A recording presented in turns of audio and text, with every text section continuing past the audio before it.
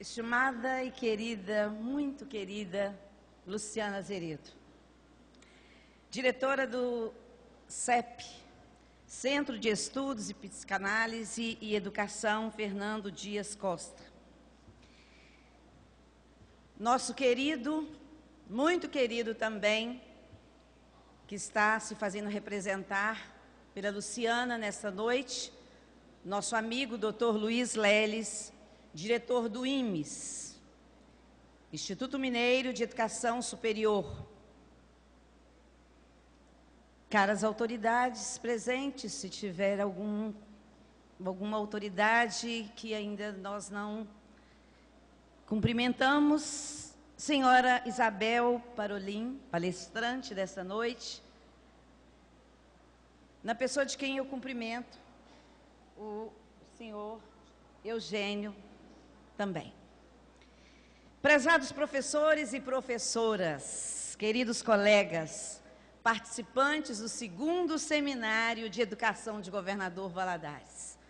Há um ano, nós estávamos aqui, neste mesmo lugar, com o 1º seminário, que foi grandioso, como tenho certeza que este será.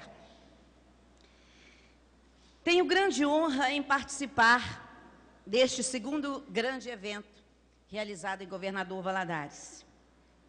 Vivemos em tempo de construção de uma sociedade igualitária, fraterna e justa, em que todos são responsáveis e chamados a participar desta construção. Não temos como pensar em uma sociedade justa sem considerar a possibilidade de aprendermos a lidar com as diferenças, com a diversidade e com as múltiplas formas de ser. Estar aqui reunidos em torno da temática inclusão a partir do professor é nada menos que reconhecer o grande papel que este profissional tem no processo educacional e chamá-lo a olhar para o cotidiano que tem a escola, vendo nela a possibilidade de novas práticas que resultem numa escola onde todos consigam aprender. A aprendizagem, professor, a aprendizagem para o professor e a escola, nós sabemos que precisa estar juntos, não pode estar dissociada, aprendizagem e escola, para que nós tenhamos a construção de uma escola que encanta e transforma vidas discriminadas e não incluídas no processo escolar, em que pessoas plenas de vida tenham as mesmas possibilidades. Desejo que este evento continue sendo demarcador de novos tempos e que todos nós, ao sairmos daqui, possamos compreender nosso papel na transformação de nossas práticas escolares, de modo que venhamos a ser mais comprometidos com a escola enquanto espaço de todos e todas. Quero destacar a importância do professor neste processo. Quero destacar também a importância da junção de todos os esforços, ou do esforço de todos. E destacar a grande importância de termos pessoas empenhadas na promoção humana, como a Luciana Azeredo, como Dr. Luiz Leles e sua equipe, que não tem medido esforços para a promoção de ações como esta, promovidas pelo CEP. Muito obrigada, Luciana, por sermos parceiros do CEP, parceiros do IMES, e muito obrigada a todos aqueles que apoiaram este evento. Obrigada a vocês que se fazem presente nesta noite, Sejam muito bem-vindos e eu declaro aberto nesta noite o 2º seminário de educação de Governador Valadares, realizado pelo CEP IMES SRE, ou Superintendência Regional de Ensino de Governador Valadares. Muito obrigada.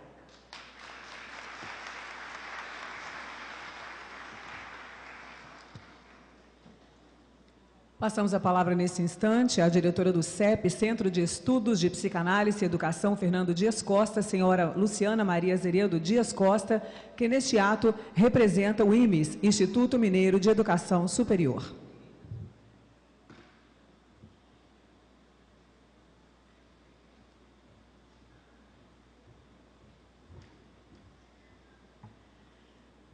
Bom, gente, eu fiquei pensando o que eu poderia escrever, mas eu acho que, eu tenho certeza, né, que se eu continuar falando muito tempo, eu vou chorar.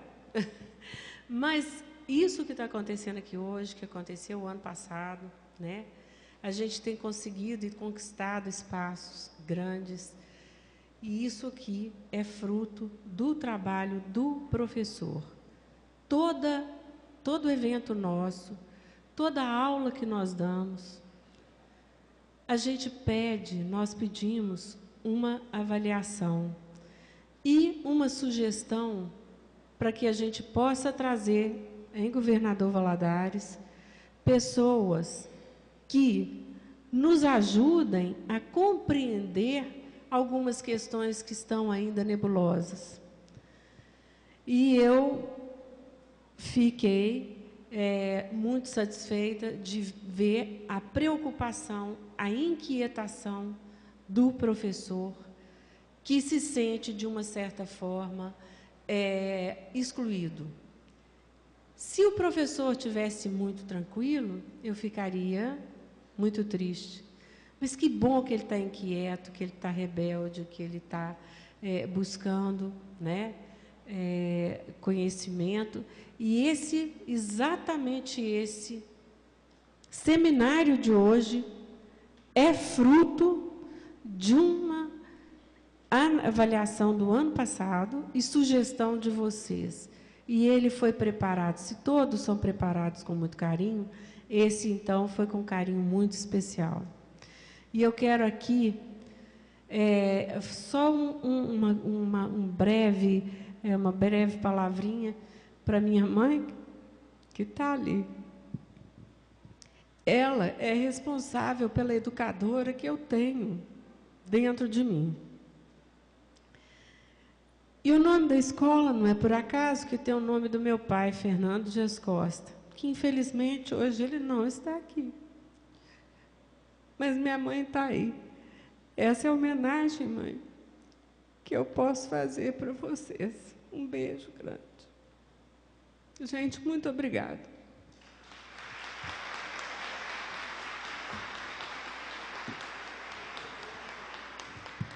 Gostaria de convidar os presentes à mesa para que retornem a seus lugares para darmos início a uma apresentação artística. Eles se denominaram Trupe do CEP. É uma formação de artistas de diversos grupos teatrais aqui de Governador Valadares que se juntaram para apresentar para vocês. Então, com vocês, a Trupe do CEP.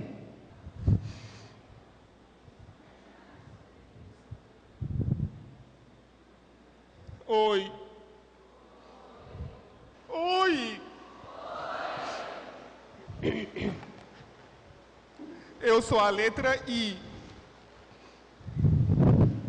E como I que sou, a nível de vogal que sempre serei, me sinto injustiçado e revoltado. Por que é que de todo o alfabeto, só nós temos que usar essa bolinha ridícula? Eu não quero mais usar! É por isso que na próxima encadernação, eu quero vir letra A. Porque o A, ele pode usar todos os acentos que quiser. Vira pra lá é crase, vira pra cá é acento agudo, Pega um resfriado, põe um chapéuzinho. Quer dar um lance, põe um tio, fica toda tchan. E agora então, que ela virou símbolo mundial da internet, tá toda roupa, toda boba. Letra metida. Vocês que são professores, vocês sabem que é muito difícil a convivência aqui nesse alfabeto. E agora então, com essa reforma ortográfica, a gente nem sabe mais o que é certo e o que é errado. Se tá difícil pra vocês, imagina pra gente. A gente tá com problema de dupla personalidade aqui já. É por isso que eu tô decidido a ir embora.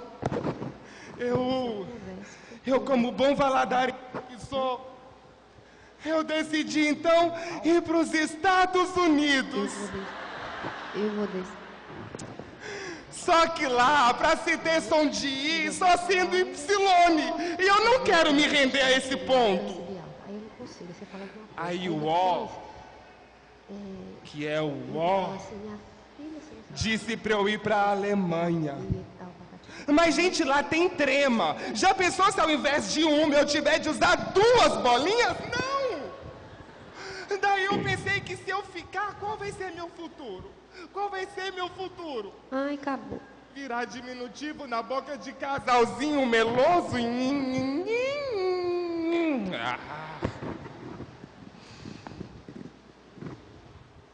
Se pelo menos na hora do vucu-vucu eles lembrassem de mim, mas não. Eles usam todas as vogais, todas as vogais. Quer ver? Presta atenção.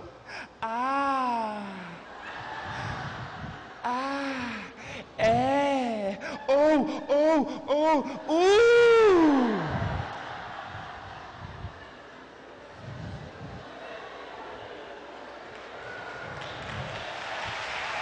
Agora.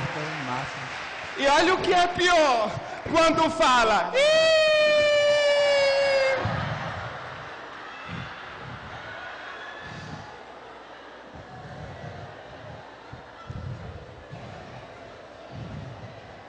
Você tem cara de que já ouviu.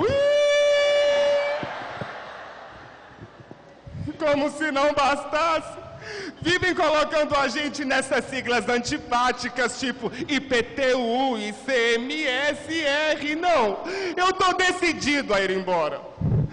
E depois que eu for embora, vocês vão ver como é difícil ficar sem o I. Vocês nunca mais vão poder fazer xixi. Só cocô! E vocês não vão poder nunca mais se cumprimentar dizendo: oi, como vai? Acabou isso. Vocês só vão poder se despedir como eu estou fazendo agora. Dizendo adeus. Até logo. Tchau, tchau. Caso vocês se perguntem, eu estou indo para a China.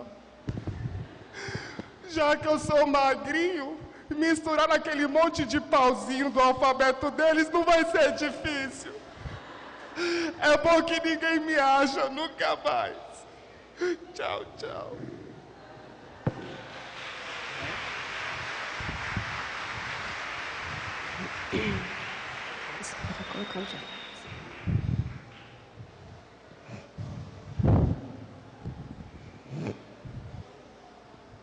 Natália, pode mandar entrar a próxima paciente.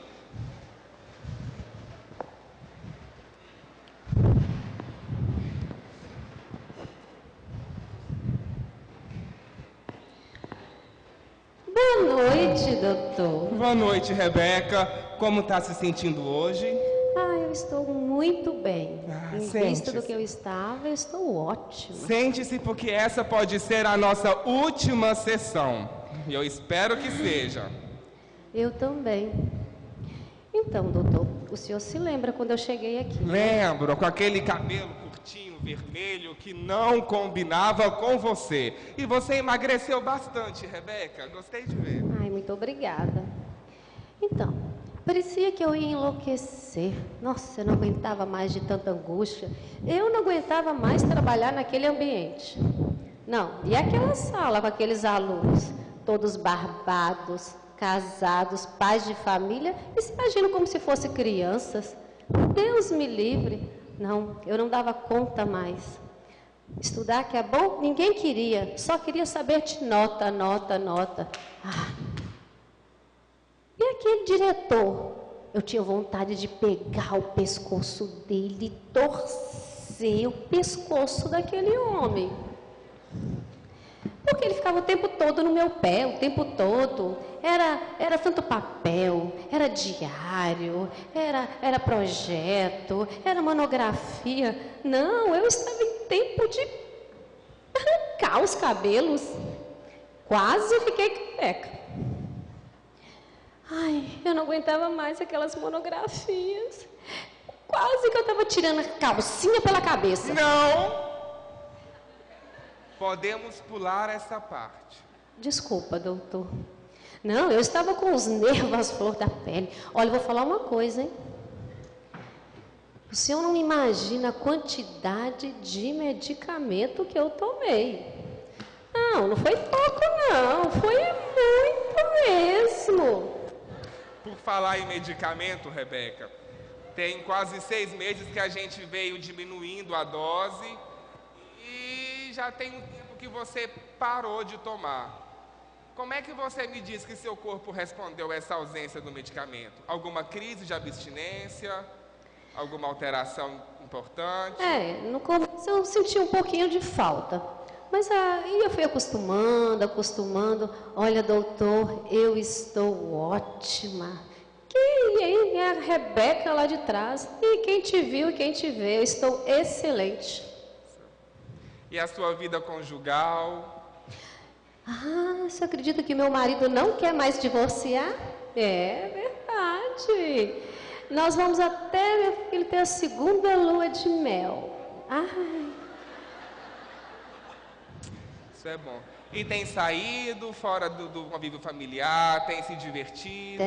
Tenho saído com as luluzinhas, tenho assistido filme, passeado. Ai, doutor, eu estou ótima, eu sou outra pessoa. E agora, para ter certeza que eu já posso assinar sua alta, a pergunta mais importante de todos esses 3 anos de tratamento. Como você avalia hoje, numa escala de 0 a 10, a sua qualidade de vida? 9. 9 é um número bacana. Você fez por merecer.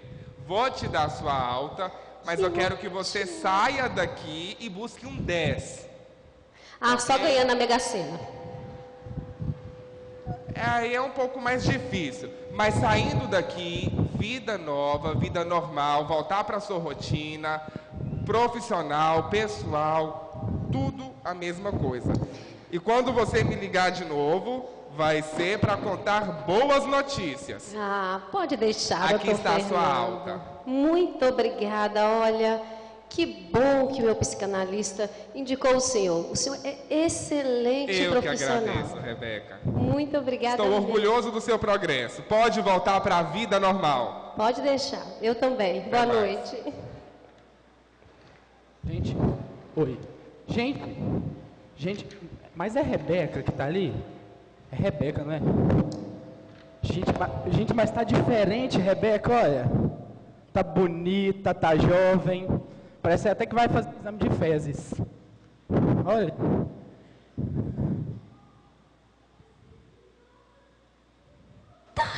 Ai, gente, que bom. Minha filha, se estiver estressada, procura um psicanalista, não tem coisa melhor, viu? Toma aqueles remedinhos que você vai ficar ótima. Não deixa o seu marido te pedir divórcio, não. Não chega nesse ponto, não, minha filha.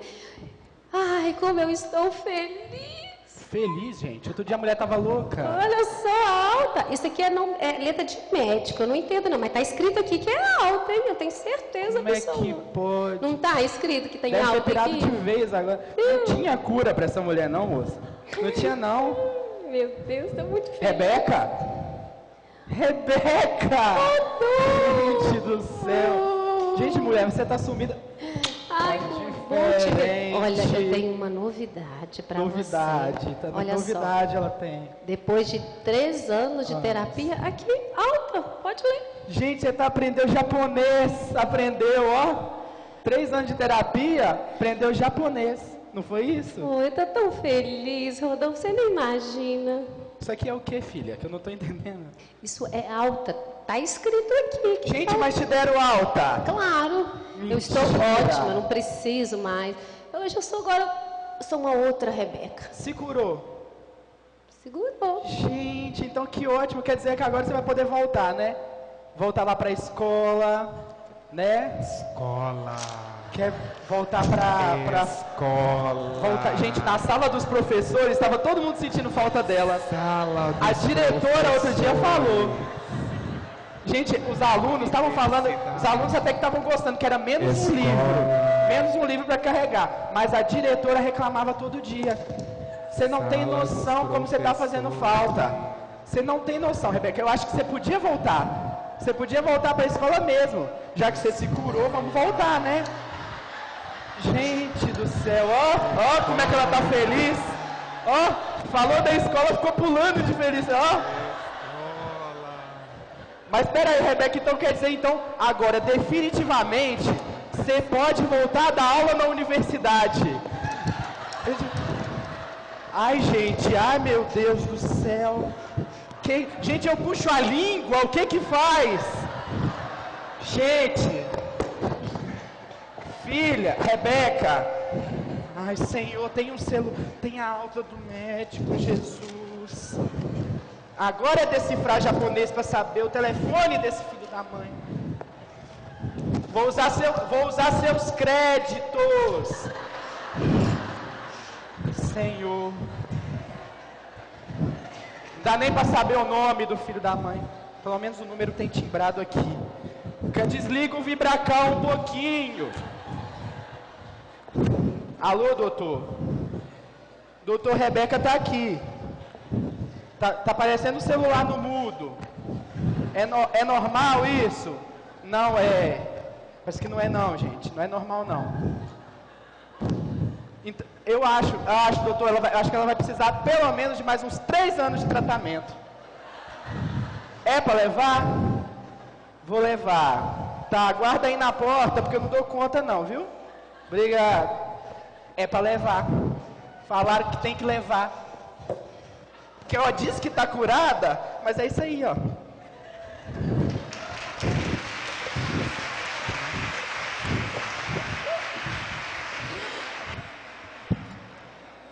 Vida de professor. Vamos agora para um assunto mais sério.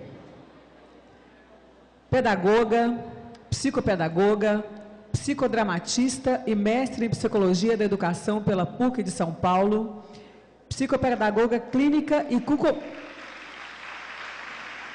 e consultora institucional de escolas públicas e privadas, professora em cursos de pós-graduação na área de aprendizagem, pesquisadora do Grupo de Aprendizagem e Ensino, GAI, e autora de vários livros. Para ministrar a palestra que tem por tema Inclusão Escolar, um processo para todos, passamos a palavra à senhora Isabel Parolin.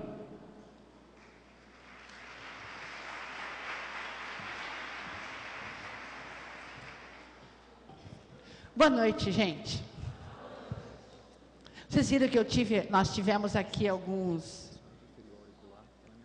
Tá bom, eu prefiro sem fio ou auricular, vamos pôr. É que eu não instalei ainda, me dá o sem fio mesmo, que daí é mais fácil. Gente, vocês viram que a gente teve um probleminha aqui, mas ainda bem que o ser humano não entra, não é tão sensível assim, né? E fica online o tempo todo. Então, por isso, até quero me desculpar com o grupo, que eu saí da mesa correndo, enfim. Queridas professoras e queridos professores, o tema que nós vamos trabalhar hoje é um tema que eu sei que suscita aquele ataque daquela professora ali. Porque existem muitas diferenças e diferentes formas de entender a inclusão escolar. E hoje eu vou trazer aqui para vocês a síntese de um trabalho Um trabalho que começou há algum tempo, mas que, especialmente, o que eu vou lhes apresentar aqui hoje, ele foi produzido a partir de uma escuta, a escuta do professor. Por isso que o convite, quero aproveitar, agradecer o convite que me foi feito, e eu achei muito instigadora essa proposta, assim, de a partir do professor, né, a escuta do professor. E vocês vão entender do que é que eu estou falando.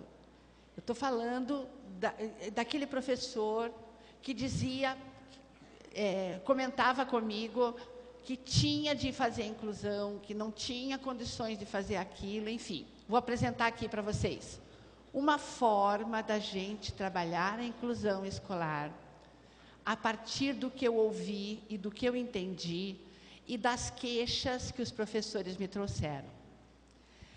Vou afirmar a vocês uma coisa que eu acho que ele vai limpar o nosso campo de entendimento, que é assim, essa ideia, ela já foi concebida, ela foi apresentada em um congresso internacional, passou por uma banca, muitas prefeituras seguiram essa ideia, algumas escolas particulares.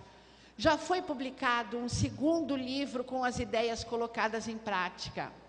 Por que eu estou dizendo isso para vocês? Para a gente limpar aquele discurso assim, mas isso não dá para fazer na minha escola, porque a minha escola é da rede municipal, porque a minha escola é da rede estadual, porque a minha escola é rural, ou porque eu estou muito no interior do país, ou porque eu estou muito na capital. Enfim, ela já tem um tempo, já tem uma experimentação e já foi lapidada pelos próprios professores de uma maneira fantástica, mas assim, que nos faz pensar que é possível sim, a partir, obviamente, de que possamos atender às diferenças regionais, às diferenças pessoais, às diferenças de cultura, enfim. Certo? Como é que eu vou fazer essa apresentação dessa ideia? Queridos, eu vou apresentar a pesquisa que suscitou, então, algumas coisas soltas, frases, só para vocês perceberem os encaminhamentos. Muito obrigada. Você podia pôr um pouquinho mais grave o som, por favor? E o cenário social em que isso está colocado, e a partir daí a ideia em si que foi construída. Ok? Podemos começar? Vamos lá? Primeiro de tudo, nós vivemos hoje, isso daqui é uma coisa que todo mundo já viu, já viveu em alguma situação, isso para nós é particularmente conhecido. Brasil, um país de todos. O Brasil sempre foi um país de todos. É que nós não vivíamos isso e ainda não vivemos isso integralmente. A nossa cidadania está se fazendo à medida em que alguns avanços sociais vão acontecendo. Isso tem uma história, mas encurtando o caminho para vocês, seria assim, à medida em que o Brasil começa a avançar junto com o mundo, obviamente, mas em particular o Brasil começa a avançar nos seus processos sociais, nos seus processos de alavancar a economia, de alavancar desenvolvimento, ele começa a enxergar o que ele tem produzido em termos dessa cidadania, da inserção desse cidadão. E isso começa a crescer dentro da nossa sociedade, e a ideia de que o Brasil é um país de todos, ela toma corpo. E aí começa um questionamento que a muitos parece óbvio, e ele só vai repercutir fortemente mesmo, começa a repercussão fortemente nas camadas ditas excluídas, né? Então, as pessoas perguntam, mas não é de todos? Mas não é? A lei é universal, e por ser universal, ela tenta pegar a maioria.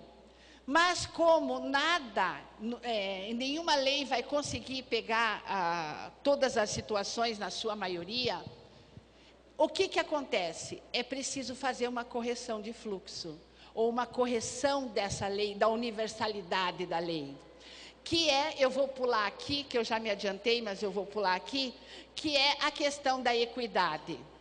Então vejam, meus queridos, a inclusão, não apenas a escolar, a inclusão de um modo geral, ela está pautada numa questão judicial, numa questão de justiça social, numa questão que está na nossa Constituição, que chama-se equidade. Tratamento desigual aos desiguais para que se igualem as oportunidades. Repetindo, tratamento desigual aos desiguais para que se igualem as oportunidades. Esta é o que a gente chama a correção da universalidade da lei, já que ela não consegue abranger a todos os cidadãos. O fato é que equidade é uma palavra ainda pouco conhecida na nossa nação, apesar de fazer parte em todas as constituições dos países que contemplam os sujeitos na sua individuação e na sua individualidade, no seu processo de individuação e no seu processo de individualidade. Então, vocês vejam que nós já encontramos aqui um primeiro argumento para muitas situações que nos são colocadas, como assim, eu não posso tratar esse fulano desse jeito porque tem os outros. Tratamento desigual aos desiguais, para que se igualem as oportunidades. Da onde vem isso? Da onde surge isso? Isso daqui está na nossa Constituição há muito tempo, tá? É que agora que nós estamos mexendo mais nisso, nos apropriando desse sentido. Essa sociedade complexa, essa sociedade da informação e do conhecimento, ela vem trazendo isso, né? As pessoas começam a se apropriar mais dos seus direitos, da forma de viver mais cidadã, que a sociedade complexa traz junto. E essa sociedade, ela está fortemente linkada às questões da educação. Haja vistas, por exemplo, que se fala muito em IDEB. O que é IDEB? Índice de Desenvolvimento Humano.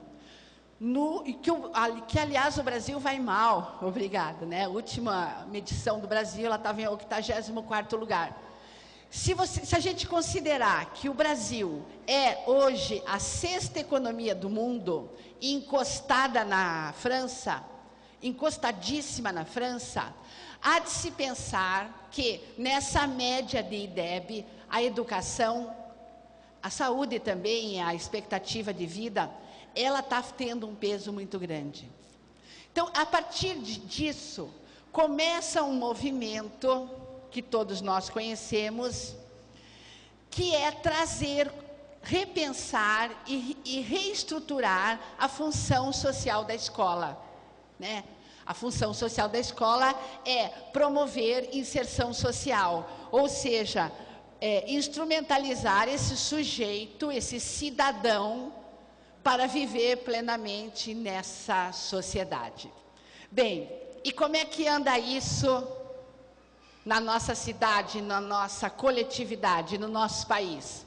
Vamos passar por um cenário geral para vocês. Esse cenário é importante para que vocês, como é que está vivendo essa sociedade, para que vocês entendam as agrúrias e por que esse tema ele é tão ainda amargo para todos nós, principalmente para nós, educadores e professores.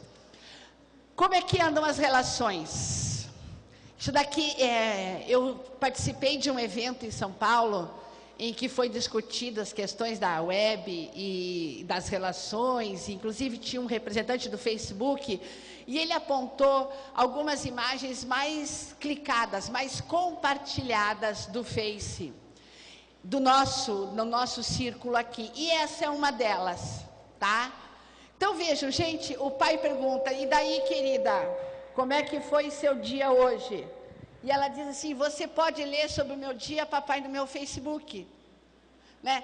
Ou seja, isso daqui eu acho que retrata o que mais ou menos nós temos como subjetivação das qualidades das relações que estamos estabelecendo. Fora isso, nós temos um conjunto nós temos, na verdade, um grupo grande de pessoas, de jovens e mesmo de adultos, que confundem muito o que seja público e privado, né? E não compreendem bem a razão desse outro, ou a existência, ou não significam adequadamente a existência desse outro. Com facilidade vocês vão ver uma pessoa postando, por exemplo, o seu almoço no Facebook, ou então uma menina dizendo que transou pela primeira vez com o seu namorado. Eu acabei de fechar um livro sobre essa ligação entre a web e a educação. E nós passamos 1 ano e meio fazendo pesquisa e entramos no Twitter, ficamos fuçando e nos comunicando. E a gente percebeu assim, que na verdade as pessoas, elas estão tendo essa dimensão entre o público e o privado, ela está muito tênue. O que é que eu vou oferecer para o meu grupo, que eu posso postar, o que é que eu posso clicar, o que é que eu vou curtir, e o que é que tem que ser dito à mesa de um café, ou à mesa de um chá, enfim, numa cerimônia, num encontro mais íntimo, né? Essas questões relacionais, elas estão envoltas por uma sociedade em que as pessoas são múltiplas e são requisitadas para múltiplas ações também, o que vai dificultar bastante algumas questões relacionadas ao mergulho reflexivo e ao entendimento do que é que eu procuro para a minha vida. E por que eu estou trazendo isso, gente? Porque vocês viram aqui na representação dessa jovem professora, dessa infeliz professora, né?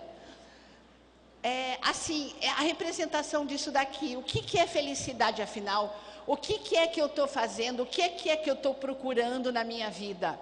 Porque me parece, e se tivéssemos um pouco mais de tempo, poderíamos fazer essa caminhada, essa trajetória, de que o nosso trabalho, o lugar que ocupamos na educação, ele está relacionado também com esse desejo de ser no mundo e de estar no mundo e de compartilhar a minha existência nesse mundo. E o que é que a gente tem visto nessa sociedade que a gente está trazendo aqui?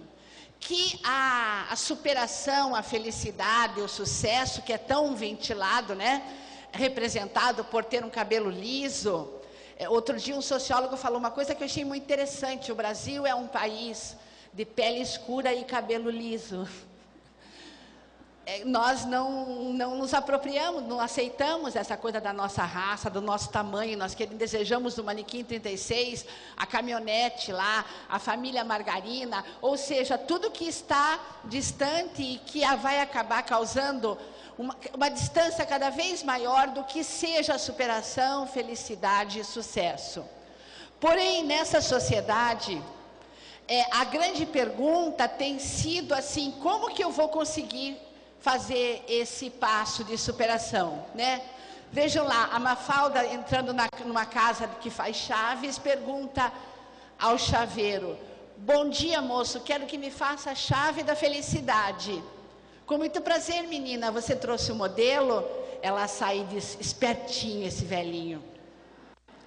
Porque a chave da felicidade, gente, na verdade, não está na caminhonete, nem o que a gente vê, nem nesse manequim, nem nesse cabelo, mas ele está em alguma coisa que precisa ser descoberta por nós. E aí nós começamos a fechar o nosso tema, porque quando se pergunta aonde que você vai encontrar isso, como é que você vai conseguir, alguma coisa nessas duas frases vai surgir. Ou seja, parece até um paradoxo que a sociedade vive, que ao mesmo tempo que ela vive, cultua e persegue uma superação, uma felicidade ou um sucesso que está fora dela, ela sabe que essa trajetória que tem que ser feita por uma construção pessoal de aprendizagem, apesar de não muito aprofundamento nessa reflexão e não um planejamento claro de como se chegar a esse caminho. Bem, vencemos mais uma etapa da reflexão, vamos começar outra, que é o seguinte: essa sociedade acredita que a escola vai dar conta disso. Nunca a sociedade buscou tanta escola, acreditou tanta escola, brigou tanto com a escola, depositou tanto na escola suas expectativas. Tanto é que nós temos hoje uma profusão de formas diferentes de ser escola. Desde essa escola que nós temos aí até os e-learnings à distância, enfim, uma infinidade de formas de ser escola, porque essa sociedade, ela entende a escola como um valor social. E a Hannah Arendt fala uma coisa que eu gosto muito, que a escola fica entre a família e a sociedade. Ela é uma sociedade protegida, ela representa a sociedade, mas não é ela em si. E o Paulo Freire também traz isso de uma forma muito bonita, que todos vocês, eu sei, conhecem, que ele disse que a sociedade não vai mudar por causa da escola, mas essa mudança só acontecerá também com a escola. Então, esse valor social, ele fica muito presente nessa sociedade, porque a escola, por maior críticas que sofra, é uma instituição que está lá, tem endereço, tem telefone, e as pessoas são encontradas sempre que possível. Bem, então ela é um espaço de inclusão social, tá? Se a escola representa parte dessa sociedade, se ela é uma representação dessa sociedade, ela tem de ser um espaço de inclusão social. De inclusão social. Vocês vejam que, na verdade, essa nominação, ela nem passa pela questão de inclusão nela, mas a inclusão para. Então, isso subentende que a escola é um espaço de todos e para todos, porque é ela quem vai favorecer a compreensão desse outro modelo, que é o modelo social. Essa frase aqui é uma frase bastante dita, e tenho certeza que vocês ouviram em alguns momentos de suas vidas. Mas eu não estou pronta para trabalhar com o diferente, e isso é uma verdade. Ninguém está. Por que ninguém está pronto? Eu não estou pronta, eu não estava pronta para trabalhar com vocês até que eu começo a trabalhar. Eu tenho uma construção anterior, tenho uma construção pessoal, mas eu pronta para trabalhar com você, não sei, não te conheço. O que você precisa de mim? Será que eu sei fazer o que você precisa? Será que eu vou conseguir entender o que você quer? O que será que você precisa? Entenderam? Isso é uma trajetória. Quando a gente pensa em trabalhar com o diferente, a gente sempre tem que pensar que eu vou começar uma trajetória nova para reconhecer alguém, para conhecer e reconhecer alguém. Existe uma construção anterior? Lógico que existe. Você é professora, você está aqui, você é professor. Eu estou aqui, eu me construí professora. Porém, para eu te afirmar que eu sei trabalhar com você, só à medida que comecemos o nosso trabalho e vamos caminhando juntas. E eu preciso olhar para você para te conhecer. O que será que você precisa que eu posso te ajudar? Que mediações eu posso promover para essa criatura? Então veja que essa colocação aqui, ela se torna um jargão, uma queixa, um escudo, sendo uma verdade importante que nós precisamos aprender a palmilhar isso. E quando eu chamo palmilhar, eu chamo palmilhar mesmo.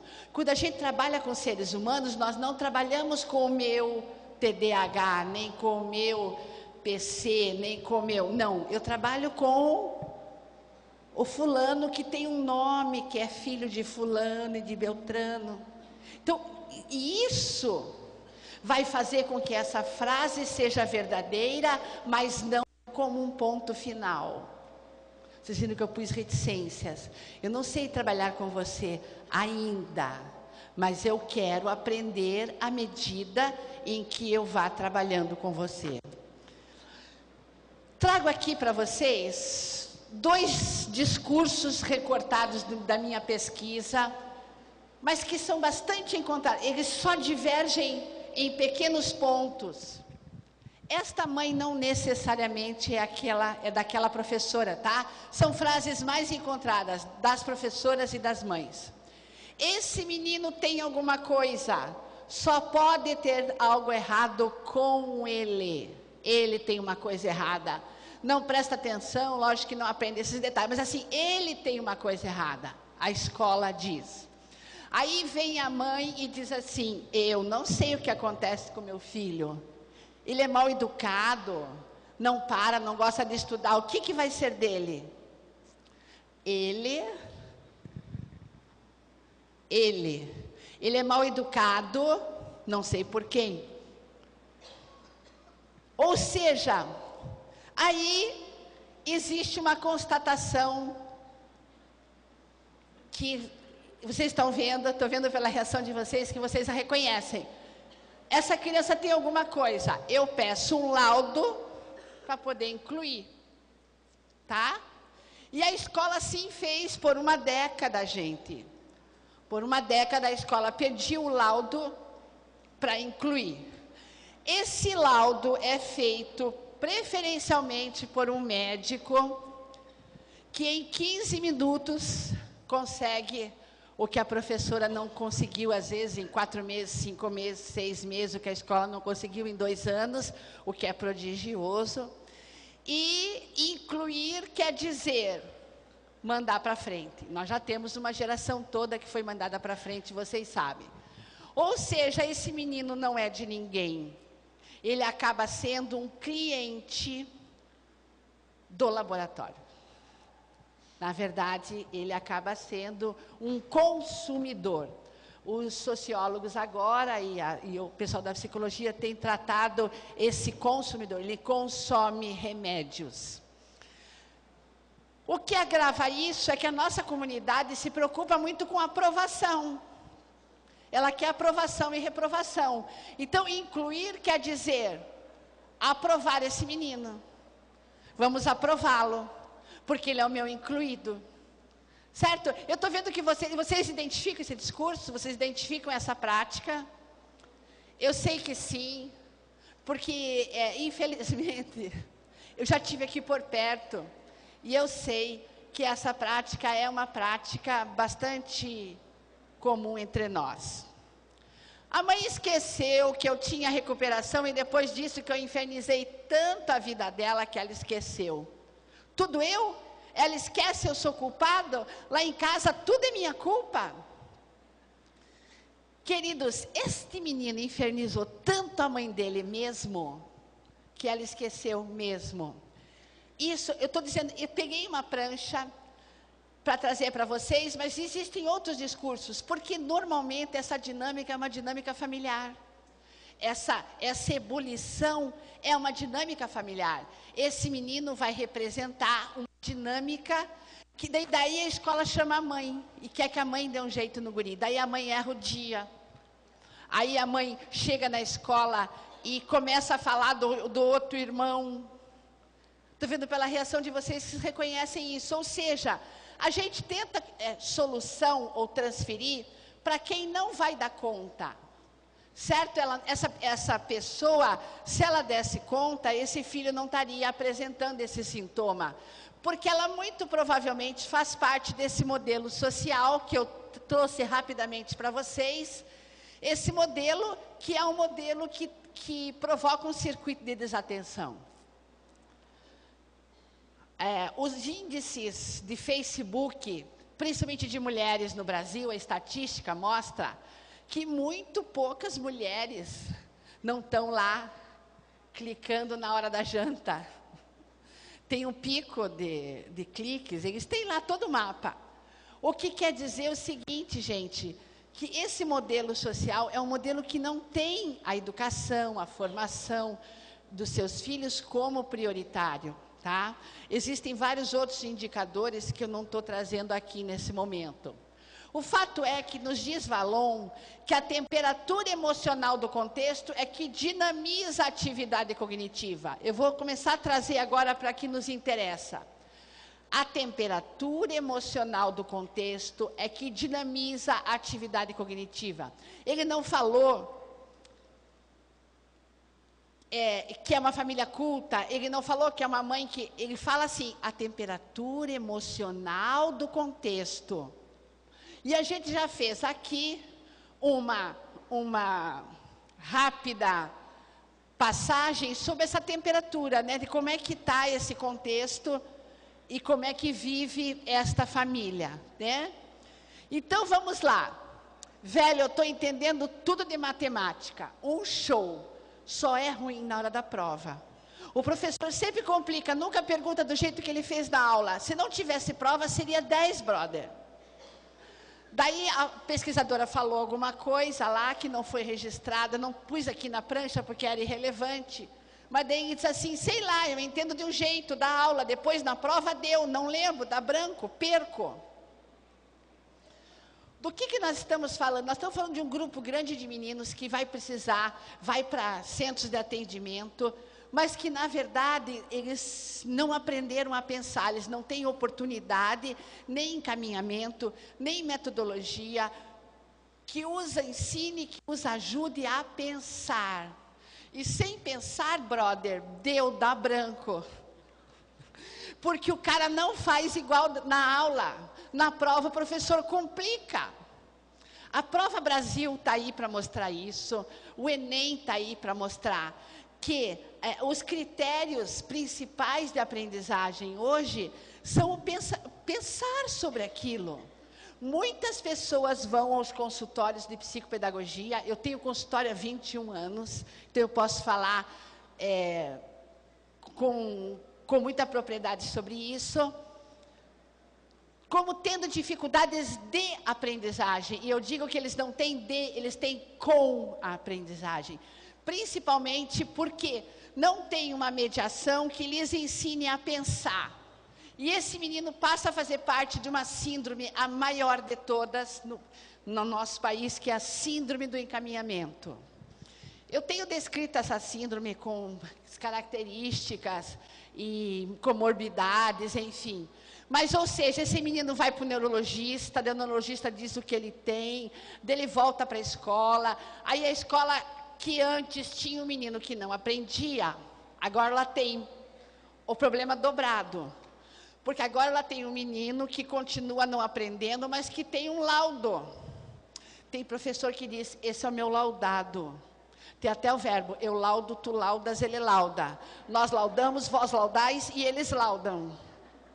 E elas dizem, esse é o meu laudado, por isso ele é incluído. Mas o problema dele não foi resolvido e nem dessa professora. Porque nós vamos falar baixinho agora, para não vazar por lá de fora. Para não vazar, vou falar baixo então. Porque à medida que ele tem um laudo, ele passa a ser um sujeito de direito comprovado. Ixi, não vamos entrar nisso, né? Melhor deixa. Vamos passar disso para depois?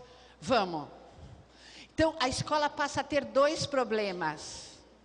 É um social e outro jurídico. Tá, vamos adiante. O laudo para a escola acaba tendo a conotação de solução do desculpa. Eu disse que ele tinha alguma coisa, eu te falei. Tá, resolveu o teu problema? Agora que você sabe o que ele tem, você vai saber trabalhar com ele? Continua não sabendo, entendeu? Daí as professoras começaram, Isa, agora ainda por cima ele tem laudo, o que eu faço? A mãe chega e diz assim, mas você não sabe que ele tem laudo? A amiga da mãe daquela mãe, ou a do amiguinho, diz assim, eu também quero um laudo para o meu filho, porque ele foi mal na prova, e o laudado teve o laudado também tem as versões outras da palavra. Entenderam, gente? Isso vai fazendo uma confusão. um emaranhado. E daí aquela mãe telefona para o meu consultório e diz assim, alô, a senhora trabalha com laudos? Eu digo, não, não vendo laudos. Não trabalho, não vendo nada aqui. Estão entendendo, gente?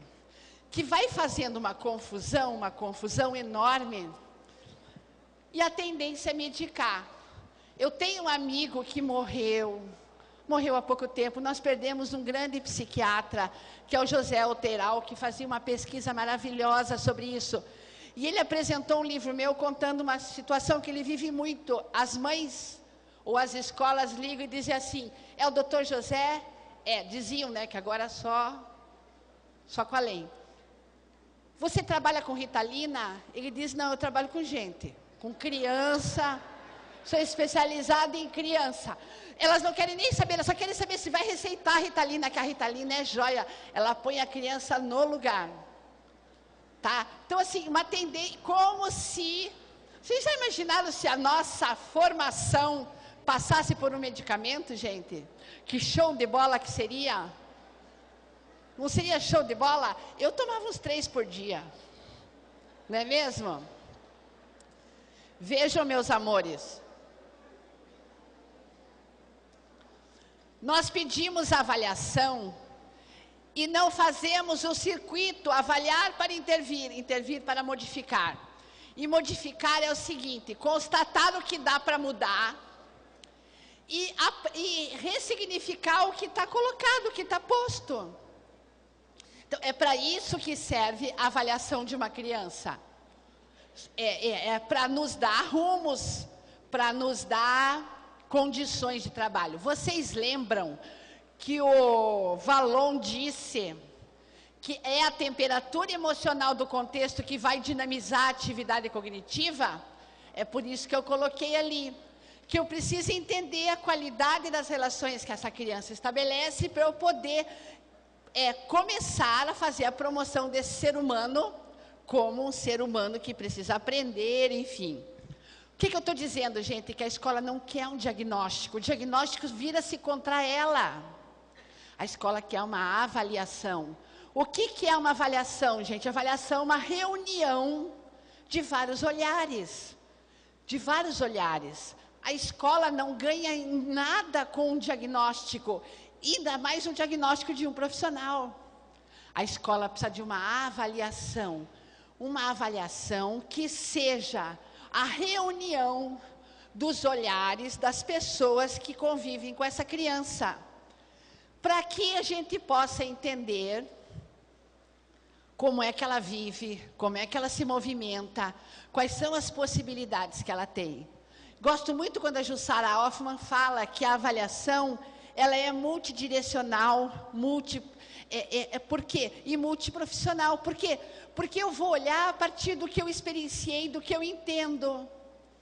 Eu hoje à tarde tive a felicidade, passei a tarde trabalhando e tive a felicidade de ler um trabalho de uma moça que coloca, vai constatando o quanto o meu olhar direciona para eu achar agitada. Mas você está muito agitada, sabe que você não tem TDAH? Entendeu? Porque é o meu olhar que vai dar a tua agitação ou não. E se eu sou muito agitada, eu digo assim, você é calma demais, me desculpe, mas falta, ó. Estão entendendo o que a Jussara está dizendo? Esse olhar, gente, a partir de... Ainda mais se for em 15 minutos, ainda mais se a minha formação é para ver uma coisa. O educador, ele tem uma formação diferente da do fonoaudiólogo, diferente da do psicólogo, diferente da do médico. Quer dizer, então isso vai direcionar o nosso olhar. Um artista vai olhar e vai dizer assim, nossa, que cor bonita que você está usando. Né? Outro dia, uma professora de arte disse assim, eu noto que essa criança sempre vem bem colorida.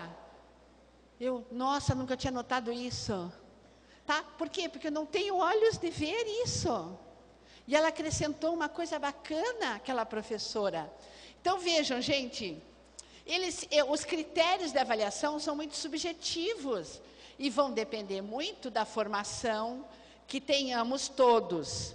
Bem, olhem esse depoimento, gente, que isso não é de rezar e chorar gritado, como dizem na minha terra, dizem chorar gritado. A professora reza antes da prova junto conosco, pedindo a Deus que ajude a cabeça das crianças a funcionarem bem. E eu rezo para ter sorte e que só tenha pergunta fácil que eu saiba responder. Não é lindo esse depoimento, gente? É de chorar gritado, mas não é lindo? A carinha da criança, né? Porque isso daí são de perguntas metacognitivas. O que você faz quando você percebe que não sabe? Ou quando você... São as perguntas metacognitivas que a gente faz para as crianças nas avaliações, nas pesquisas. E essa resposta é fantástica, né, gente? Para vocês verem por onde caminha as questões de autorregulação na escola. Bem, gente, explicar a inclusão para gente de fora do nosso meio é impossível. Para a academia, então, nem se fale. Eu fui num congresso internacional chique, no último, eu estava assim, toda feliz, saí com uma saia justa, com uma raiva. Por quê? Porque a gente não consegue responder as perguntas que eles fazem. Porque aprendizagem é inclusão, não existe esse termo. Inclusão vai ser um tema que daqui a 10 anos, viu como eu sou otimista? Daqui a 10 anos, vai ser algo que o pessoal vai comentar da mesma forma como a gente comenta hoje, que a sociedade já discutiu muito se dava ou não educação sexual na escola. Você lembra dessa época? Hoje em dia é irrelevante isso, né? É relevante, certo? Esse tema tem que se tornar irrelevante, porque qualquer conceito de aprendizagem, não existe aprendizagem, a aprendizagem ela é coletiva, na medida em que ela é interpessoal, mas ela é individual à medida que ela se complementa no intrapsíquico. Então, eu aprendo em grupo, mas eu faço o intrapsíquico, é um trabalho pessoal. Então, obviamente que o tema inclusão, ele é um tema que tende a cair em desuso, no esquecimento, e que os professores vão até comentar posteriormente, que imagina que naquele tempo precisava falar sobre isso. A aprendizagem é sempre percurso individualizado, apesar desse percurso ser trilhado por um grupo, tá? Quais são as esferas de análise que nós temos que desenvolver numa criança? Gente, isso eu não estou falando de psicopedagogo, não. Estou falando a nível de professor, tá? Por quê? Vocês já vão entender por onde é que eu vou chegar com isso. A esfera social, como ele se comporta. A esfera intelectual, quais as inteligências que ele coloca a serviço da sua desenvoltura. A esfera desejante, o quanto ele se compromete, o quanto ele está envolvido com o grupo, com a escola, com o seu professor. E a neurológica. Vocês viram que eu não estou desprezando o aspecto neurológico. Mas vocês percebem que quando a gente diz assim, eu preciso de um laudo de um neurologista para poder fazer inclusão, que esse hoje é a norma da escola, de muitas escolas, eu estou priorizando uma das esferas da avaliação de uma criança, uma das esferas. E se ele não tiver nada neurológico, aí a mãe vem na escola e diz assim, olha, está aqui o laudo, o neurologista diz que ele não tem nada. E daí a professora fica, você viu? O neurologista disse que ele não tem nada. Porque a professora sabe aonde está o maior prejuízo daquela criança. Ela não precisa que o neurologista diga a ela. Tá? Então, as esferas de análise aqui. Uma explicação que vale antes de eu entrar no que eu quero entrar.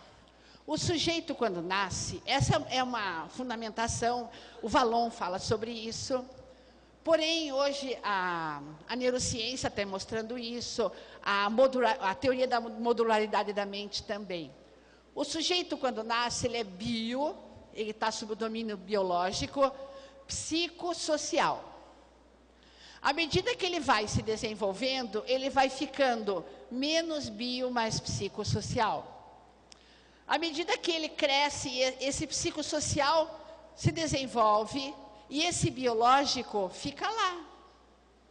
É por isso que nós temos palestrantes que são síndrome de Down, é por isso que tem filme Colegas que vocês viram, é por isso que nós temos gente que faz coisas prodigiosas, que não poderiam falar, mas são locutores lá, o dono da cervejaria lá em Ribeirão Preto. Vocês têm um monte de história. Por quê? O bio está lá? Tá. O biológico está lá. Mas teve um psicossocial que cresce e ele começa a determinar. A modularidade da mente tem mostrado que o cérebro modifica com as aprendizagens. Ou seja, o que a gente entendia que era imutável, não é bem assim, tá? Então, a coisa de que ele tem um diagnóstico X determina a vida dele, não. Certo? O diagnóstico X demonstra a carga biológica que ele tem e o movimento psicossocial que nós precisamos desenvolver para que isso se torne, para que isso se encolha. Bem, uma coisa que eu gosto muito de fazer quando eu vou trabalhar com uma criança é usar esse protocolo. O que essa criança domina? Gente, às vezes a mãe está tão com essa criança que ela diz assim, nada. Essa minha criança não sabe fazer nada, só me perturba. Ou a professora diz, olha, o que ela domina é fazer bagunça, é falar bobagem, é bater, entendeu? A gente vai percebendo o clima, lembram lá da temperatura emocional do contexto, que dinamiza a atividade cognitiva? Lembram disso? Como é que a gente vai questionar isso? Como é que eu vou entender isso? A partir de perguntas desse tipo, para ver o quanto essa criança é percebida, o quanto ela é notada, o quanto ela está sendo destacada e observada. O que ela ainda não domina, repousa a expectativa que a família tem, ou que a professora tem sobre essa criança. E no que ela surpreende. Gente, que tristeza. Tem gente que pede um tempo para responder isso. Ai, professora, vamos fazer uma coisa, me dá um tempo, eu respondo isso daqui depois. Tá? Ou seja, aquela criança vira aquilo que ela demonstra, aquilo que foi destacado, e ela não consegue mais ser vista sobre outras óticas e sobre outros caminhos. Essa jovem, ela é do EJA. Olha o que ela responde para justificar por que ela está num grupo de EJA. A professora tinha cabeça fraca para ensinar, eu tinha para aprender, bem, daí deu nisso. Que é uma frase instigante e provocativa, né? Porque ela reconhece que ela também não tinha um enquadramento, ela não tinha foco, mas ela reconhece que faltou à professora, que ela chama de cabeça fraca, alguma coisa que a encaminhe. Né? A gente faz pesquisa com o EJA, perguntando a eles o que é que tem que acontecer agora que não aconteceu anteriormente. E é uma pergunta interessante, porque eles pensam e dão respostas maravilhosas para nós. Agora vamos ver aqui, gente, isso daqui é inclusão? É um gato e um cachorro juntos. É inclusão? É inclusão ou não é? Decidam, é ou não é? É ou não é? Depende. Não sei se é. O fato de estarem juntos não quer dizer inclusão. Essa que é a grande capciosidade da inclusão. Só saberemos se está feita a inclusão se ambos estiverem se desenvolvendo e aprendendo. Este é o resultado dessa inclusão feita sem um encaminhamento claro. O fato de estar lá não quer dizer estar incluído. Tá? Então, depende dos resultados. Olha o que a Rosita Edler fala, que eu acho que é uma... A Rosita, ela conseguiu sintetizar numa frase curta o que é incluir. Incluir é colocar valores em prática, removendo as barreiras para a aprendizagem e para a participação de todos. Eu tenho que remover barreiras para que tanto o cachorro quanto o gato aprendam. Vão aprender a mesma coisa? Não sei. Não sei. talvez não, mas que ambos aprendam e que se desenvolvam, e que a cada dia aprendam mais um pouco. Nós temos nos contentado muito, principalmente a família tem uma tendência a se contentar. Ela diz assim: olha, meu filho aprendendo não está muito, mas ele está tão bem na escola, ele tem amigos, ele está ótimo, a esfera social muito boa. Ele adora ir para a escola, a esfera desejante, o compromisso dele com o grupo, muito bom. E a esfera das inteligências? Como é que está? O que ele está se desenvolvendo? Entenderam? Então, assim, é uma coisa muito importante da gente perceber nisso. A inclusão, ela é promoção de aprendizagens. E eu preciso promover aprendizagens. Eu vi que agora fez um vu, e eu gostei disso, porque isso é sinal de que vocês se mexeram, se coçaram, se cutucaram, né? E lembraram de uma coisa, lembraram de outra. Acho bacana isso, que a gente tem mesmo que se mexer com essas coisas que nos... que mexem com o que está posto. Nós não podemos nos contentar porque simplesmente ele está bem. Ele tem que estar bem na sua plenitude. Continuando. Olha o depoimento aqui. Eu nunca nem gostei, nem aprendi nada na escola. Sabe que agora nessa escola estou entendendo e acabei aprendendo? A Prof. Lu é esperta e gente super boa, muito boa. Ela manja da coisa, tem paciência e eu estou indo bem. Vocês estão percebendo, gente, que o depoimento das crianças que estão em processo de inclusão e que elas estão aprendendo, elas sempre se reportam, vão notando a questão relacional. Ao que ele estabelece, ao que o Valon fala desse clima emocional do contexto. Né? Essa criança aqui se alfabetiza no 4º ano, apenas no 4º ano. Ou seja, gente, a escola inclusiva, na verdade, ela não precisa ter um diferente. Assim, tem escola que diz assim: Isabel, agora eu preciso estudar inclusão porque eu recebi um cadeirante. Não. A escola, ela é sempre inclusiva porque ela entende que todo mundo é diferente. Tá? Então, a orientação de uma escola tem de ser assim. Nossas escolas são abertas, entendem assim. E daí, quem chegar, eu vou aprender a trabalhar com ele. Certo? Então, assim, eu não preciso esperar que venha uma criança com alguma deficiência, alguma síndrome, para que a minha escola se torne inclusiva. Não, eu devo trabalhar que a minha escola tenha esse entendimento. Todos são diferentes. Olha o depoimento desses pais aqui, ó. Eu estou trazendo depoimento porque eu acho que isso é importante, né, para a gente ir percebendo o movimento social também. Estamos felizes que finalmente encontramos uma escola que realmente ensina. E meu filho, finalmente, graças a Deus, está aprendendo. Você seja como uma família, ela percebe essa mudança de quando a criança começa a fazer o avanço de verdade, né?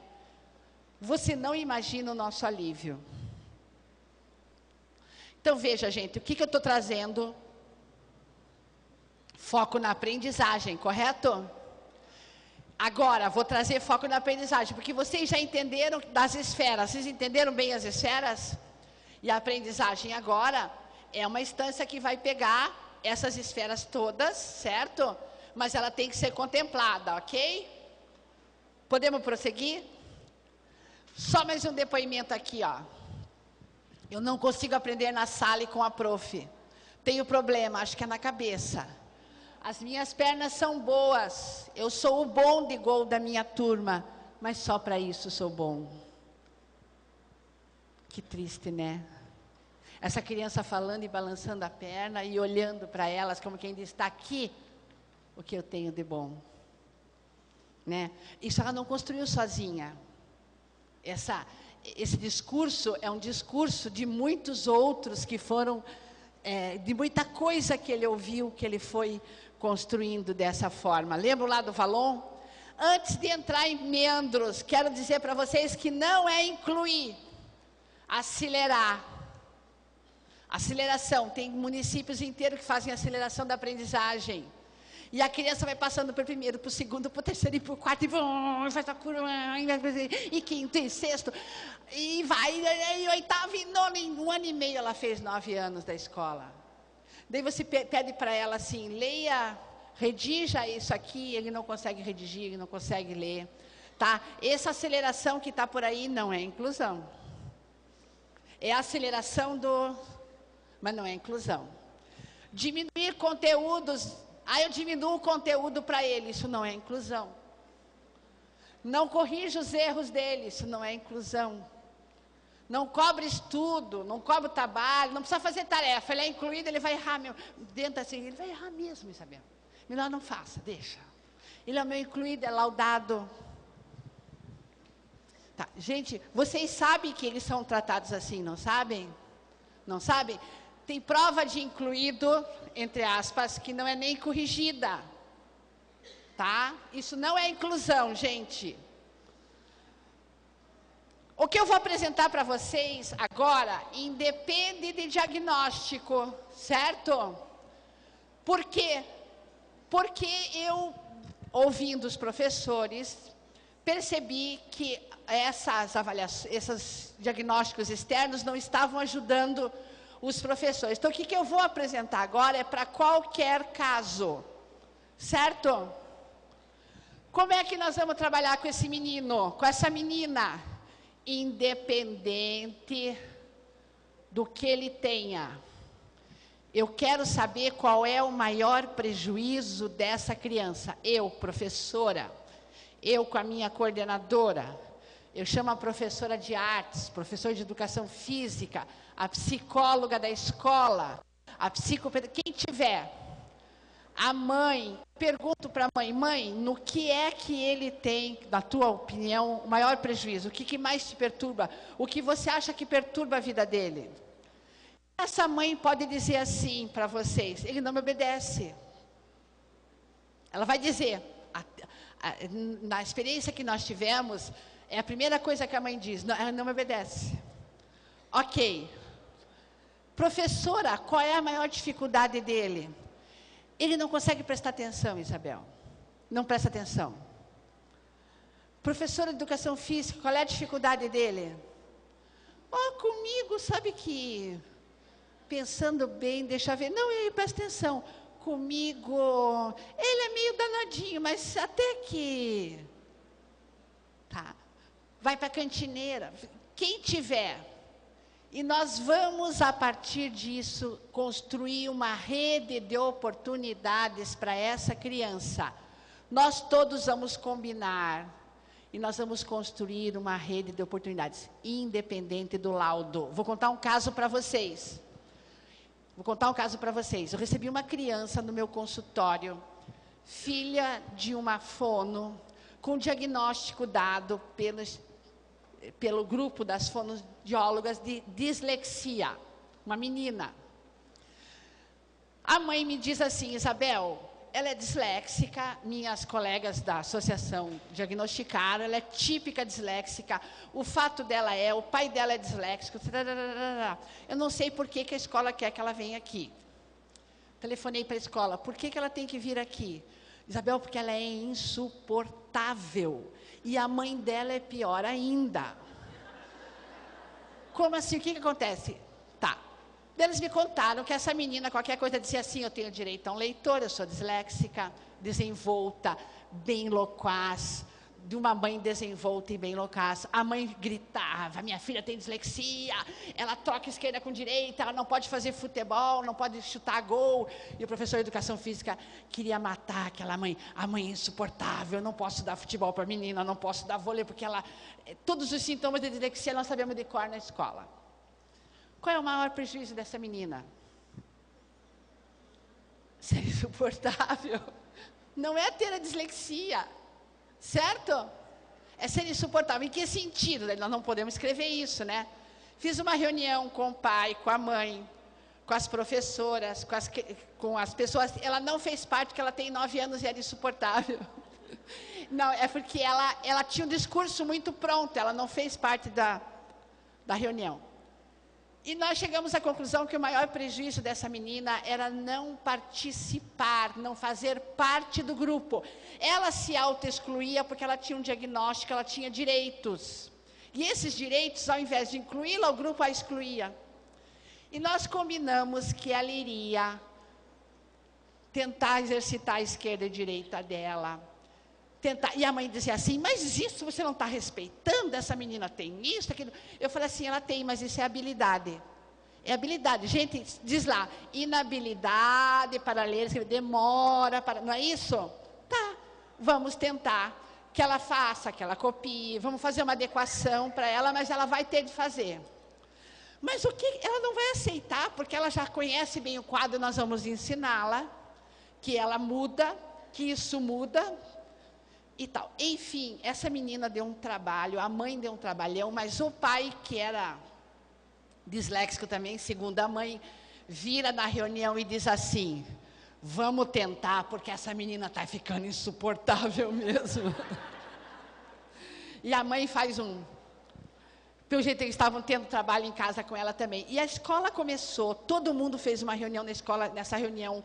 Depois a coordenadora clicou essa reunião para cantineira, porque ela almoçava na escola, era uma escola de período integral. Enfim, gente, nós trabalhamos como sendo o maior prejuízo dela não fazer parte do grupo. Então ela tinha de copiar as coisas na agenda, a professora ia checar o que ela copiou, o que ficasse inteligível, que ela tinha também uma descaligrafia, a professora, enfim, em 3 meses, esta menina estava uma finura de pessoa para participar, tá?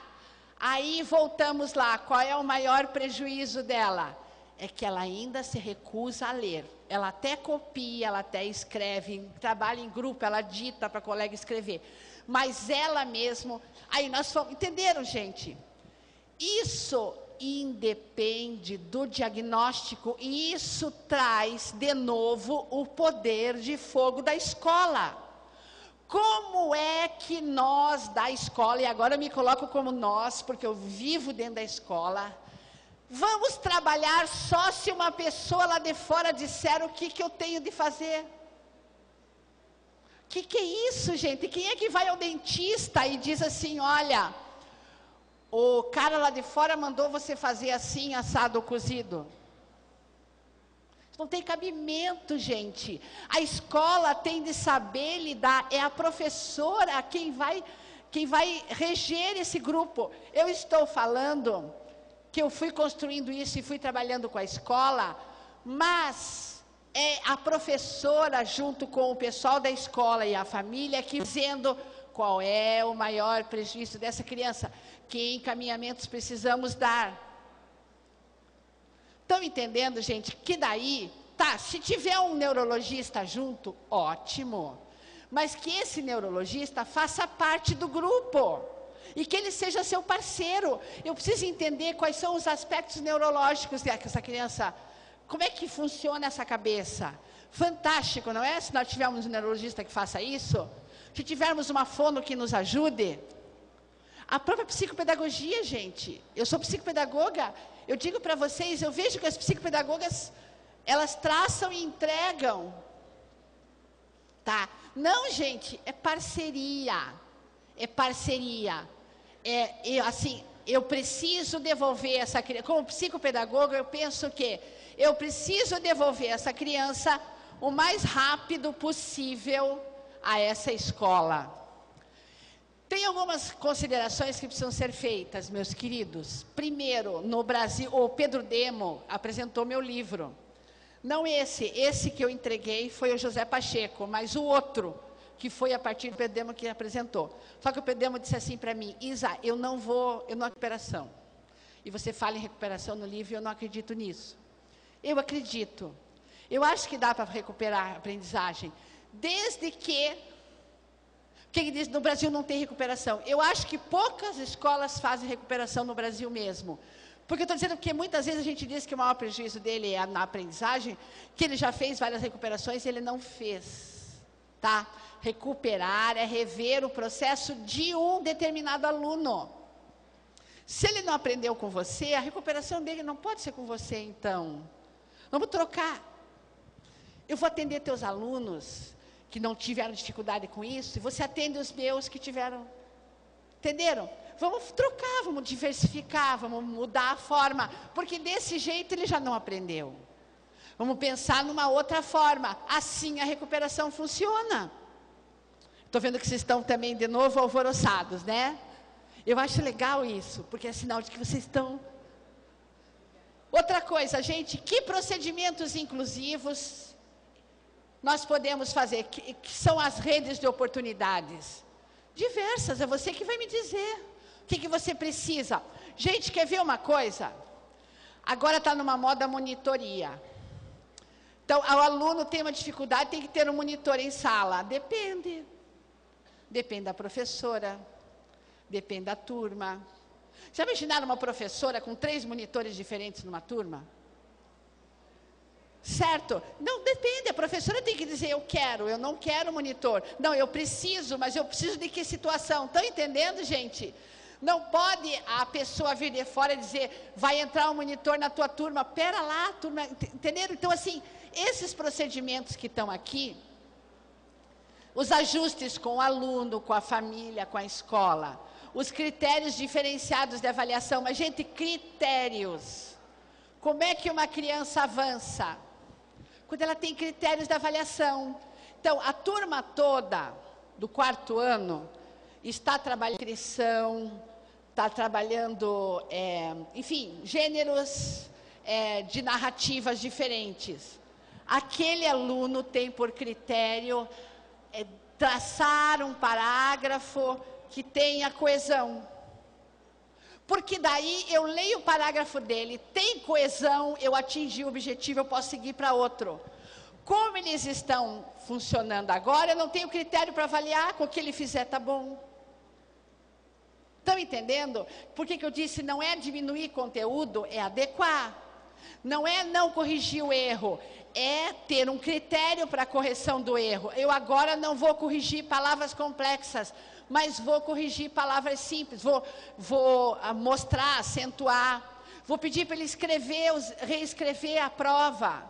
Eu tenho que ter critério, daí ele reescreveu, ok. Entenderam? Sem critério eu não tenho como avaliar essa criança, eu não sei se ela avançou, onde é que ela está. Perceberam por que aquele menino disse, com essa professora, ela manja da coisa, eu estou indo bem? Porque essa professora ia ali, ó. Agora esse com aquela menina. E daí ela foi avançando. Se eu não traçar critério, se eu não fizer um currículo adaptado para ele, eu não sei em que altura ele está. Como é que eu vou qualificar? Como é que eu vou saber se aquele discurso, se aquela escrita, se aquela leitura estão adequadas? Se aquela resolução de problemas, se aquela resposta está boa? Se aquilo que ele me disse está bom para o nível dele? Nós temos tido, inclusive, certificação. Eu trabalhei, agora em julho, trabalhei bastante com os SENACs de vários estados, e eles estão fazendo, inclusive, qualificação fazendo menção ao quanto a pessoa conseguiu. E a recuperação reparadora que eu estou propondo? O que é a recuperação reparadora, gente? É uma recuperação de danos. Eu quero dizer uma coisa para vocês, o nome é pesado, né? Recuperação reparadora. Essa é a tese que eu desenvolvi, que eu levei lá